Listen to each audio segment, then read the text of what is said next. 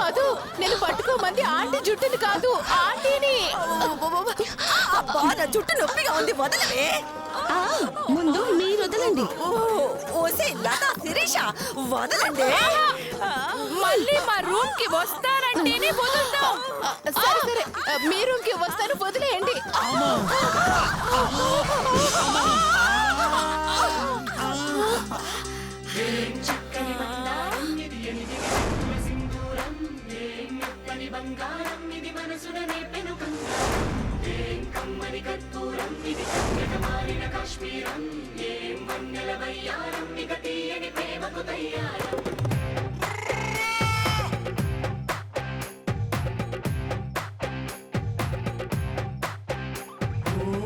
ఆకాశం అమ్మాయి అయితే నీలా ఉంటుందే, నీలా ఉంటుందే.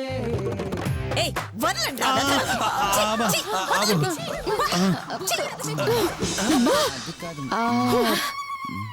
అవును, ఇందాకేంటి ఒరిజినల్ కాదు అన్నారు?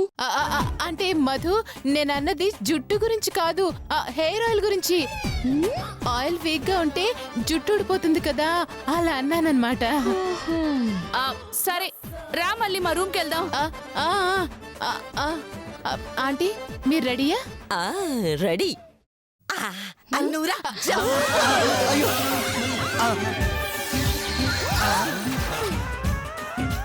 ఆయన అదేంటి అలా తీసుకెళ్లిపోయారు?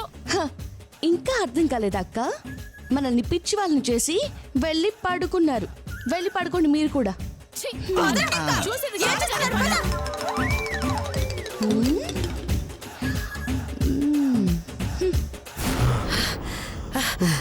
అమ్మా అమ్మయ్యా, పెద్ద గండం గడిచిందిరా నాన్న. లేదంటే జడ కనుక ఊడి ఉంటే బండారం మొత్తం బయటపడుండేది. అమ్మా వదిలితో కొంచెం జాగ్రత్తగా ఉండాలమ్మా. ఈ రోజు నా జుట్టు లాగారు, రేపు నా నైటీ లాగేస్తారు.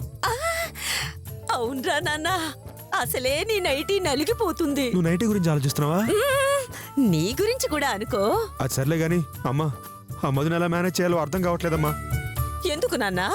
ఎందుకేంటమ్మా, నేను దాని మొగుణ్ణి, మళ్ళీ వచ్చి చావాలిగా. అవును, అది కరెక్టే నాన్నా. ఏంట్రా? ఒక్క నిమిషం, వైబ్రేషన్స్. సెల్ ఫోన్ అమ్మా.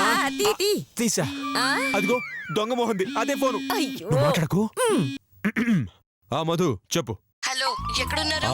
ఆన్ ద వే మధు, వస్తున్నా. త్వరగా రండి. అలాగే, చస్తాను. అదే వస్తాను. తలుపులు బాగా తెరిచుంచుకో, ఓకే?